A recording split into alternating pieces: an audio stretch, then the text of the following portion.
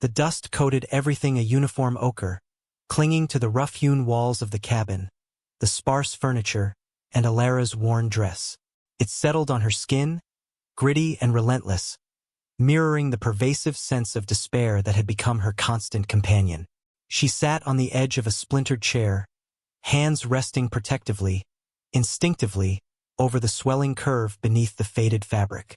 Outside, the wind howled, a mournful cry that seemed to carry the echo of her own abandonment.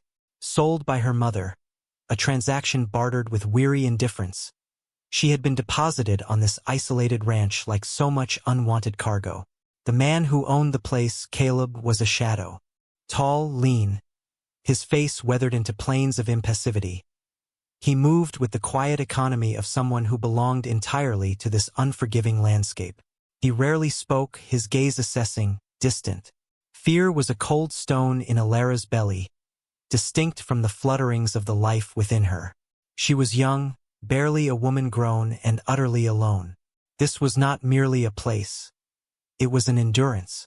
Each sunrise was a challenge, each sunset a surrender to a night filled with the sounds of the wild and the terrifying silence of the man who was now her keeper. He hadn't touched her, not in the way she'd feared. His dealings with her were practical, detached. He brought her food, tough, plain fare, but sustenance nonetheless. He showed her where the water well was, how to keep the fire going. His presence was a heavy, watchful weight, neither kind nor cruel, simply there.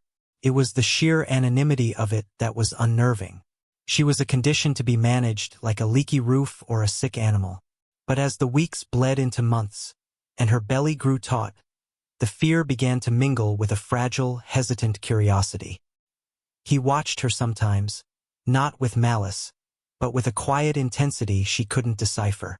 Once, during a sharp, sudden storm, she had flinched at the crack of thunder, and his eyes, usually guarded, had held something fleeting, not pity, but perhaps a flicker of recognition of her vulnerability. He wasn't the monster her fear had conjured, but a man forged by solitude and hard labor, his edges honed sharp by the constant demands of survival. She began to observe him in turn, the strength in his hands as he mended a fence, the way his gaze swept the horizon with proprietary vigilance, the gruff tenderness he showed to a newborn calf. Slow as molasses in winter, a tiny sprout of something akin to trust began to push through the hard soil of her fear. She was still a captive of circumstance, but the bars of her cage felt less immediate, less suffocating. The land demanded strength, resilience, and in Caleb's quiet competence, she saw those qualities manifest. She needed them, desperately, for herself and the life she carried. The world outside this valley felt like a distant, treacherous memory. Here, there was only the rock, the wind, the endless sky, and this silent man who, for reasons she couldn't fathom, offered a fragile, conditional sanctuary. The approaching birth was a deadline, a point beyond which her future, already uncertain, became terrifyingly unknown. Would he tolerate a squalling infant? Or was this temporary harbor simply a waiting game until she was no longer useful or convenient? The questions gnawed at her in the long, dark nights.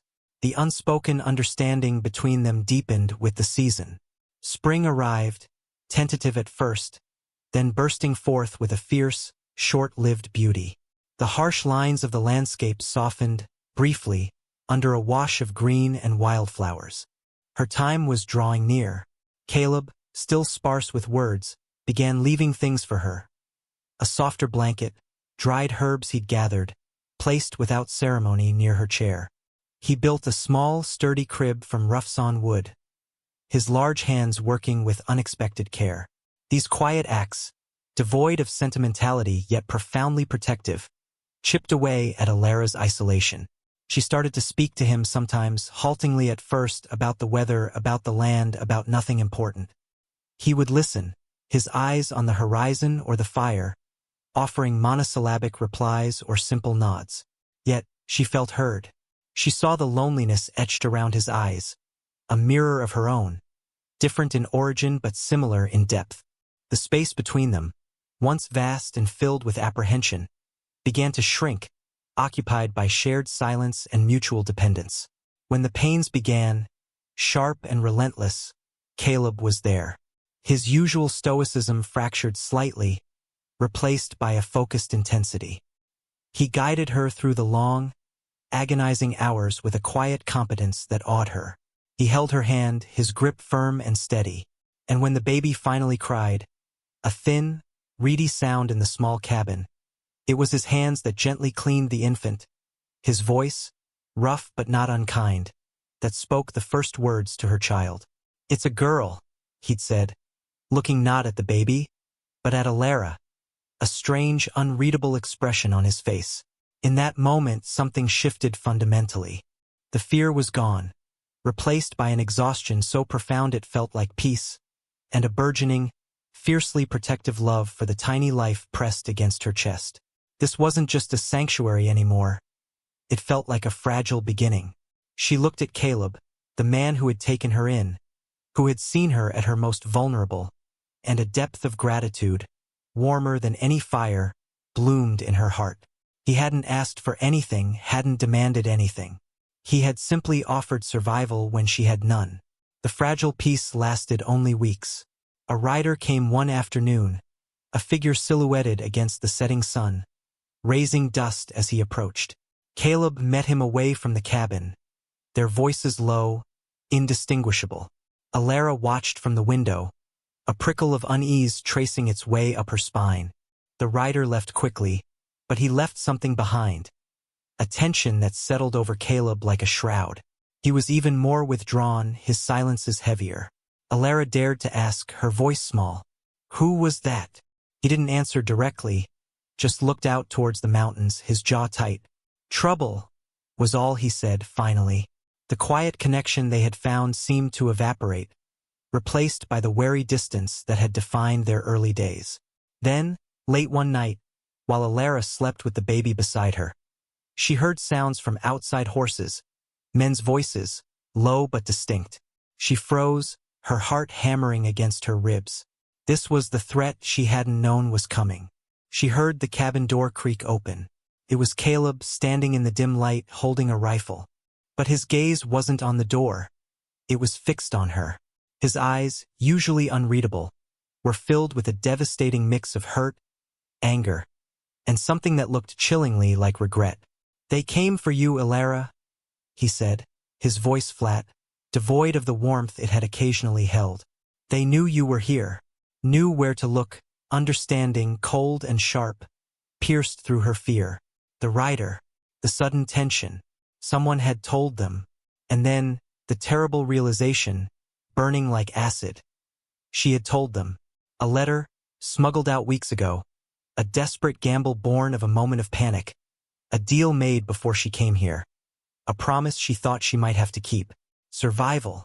It had always been about survival. The betrayal, small and hidden, had seemed a necessary hedge against a future she couldn't trust, even here. But in Caleb's eyes, she saw the shattering of the fragile trust they had built, the obliteration of the safe harbor he had offered. "Why, Alara?" His voice was barely a whisper, but it cut through the quiet cabin like a knife. She couldn't speak, shame and terror choking her. She saw the decision form in his eyes, stark and final.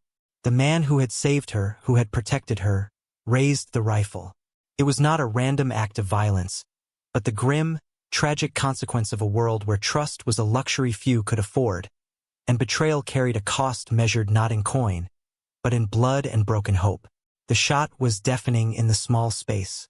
Then, silence returned, heavier and more absolute than before, broken only by the soft, oblivious breathing of the baby in the crib.